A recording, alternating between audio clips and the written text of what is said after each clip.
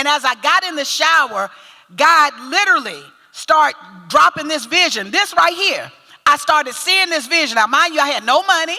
I was working a whole nother job, but I know when I'm getting information. I know when ideas come to me as divinely inspired. Long story short, I got this vision, and I was in the shower, and it was coming to me so hard and so fast that I jumped out the shower, and I was writing it down, and the paper was getting wet. I couldn't even dry it off, right? So God was depositing something into me that says what could be possible.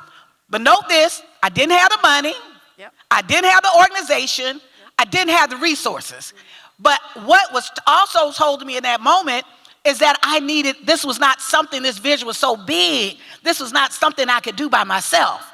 And that I needed other women to help anchor this vision. And so one of the first phone calls I made was to Alice. And she was working at a foundation, and I was like, we ain't got no money, we ain't got whatever, but I got this idea. And I need some women that I trust, that got integrity in this space, that love Black girls to help anchor this space.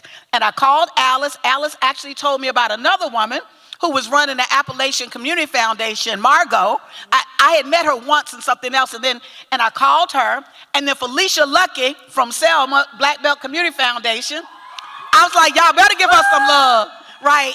I called her, who I had a long relationship with, and I told them this crazy vision of mine, and then we convened a meeting.